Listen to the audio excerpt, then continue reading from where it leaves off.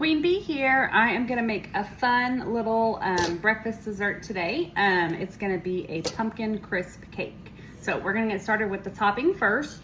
You're gonna make this and then you're gonna put it in the refrigerator and let it refrigerate while you make the actual cake itself. So we're gonna do 3/4 cup of flour, and I do like to sift my flour anytime I use flour. Always, anytime you're doing it for a cake or anything like that, it's really good about opening it up and helping it be nice and airy. So 3/4 cups of stiff flour. We're gonna do 3/4 cups of oats. I'm gonna do 1 teaspoon of cinnamon.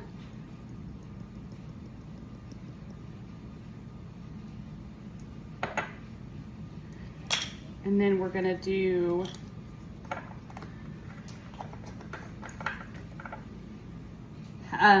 half a cup of melted butter that I melted in the microwave.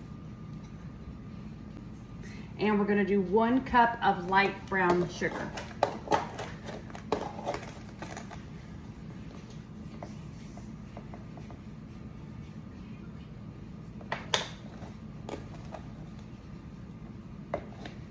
You wanna make sure when you do that light brown sugar that you pack it really well.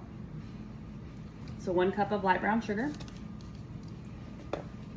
And then we're gonna mix this up. This tends to mix best with a fork, because again, it's like the crumble topping you're making. This is gonna go on top of your cake. Let's see here. Okay, and then we're gonna put this in the refrigerator and we're gonna start on the cake.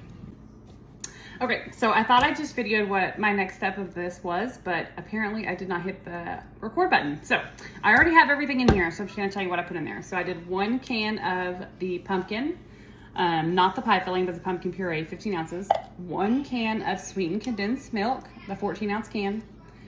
1 teaspoon of vanilla, 1 teaspoon of salt, 1 teaspoon of pumpkin pie spice, and then I did 3 eggs.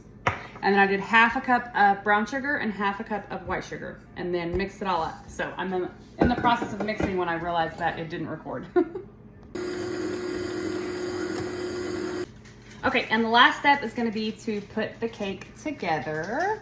So again, we have our filling and our crumble, and we're gonna put it in a, I'm doing a 9x13 baking pan.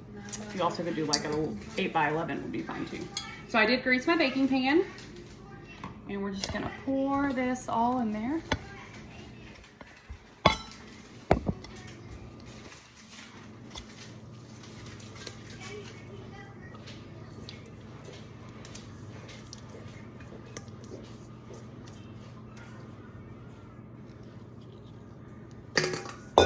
This is just getting me right in the mood for some yummy fall food. Okay, and then we're just gonna crumble our topping right on top.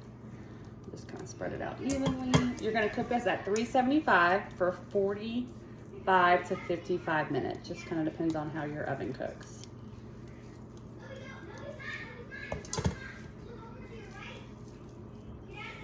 Just like that. Just gonna crumble all over.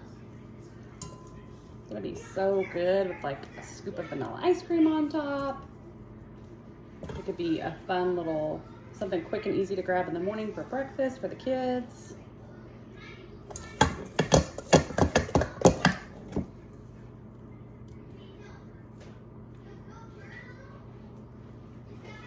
Okay.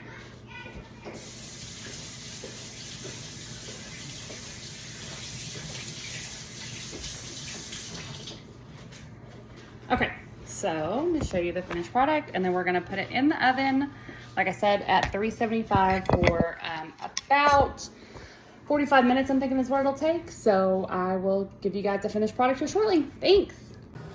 Okay, so I did make a slight boo-boo when I was making the recipe. I used a whole can of evaporated milk, and I should have only used 6 ounces.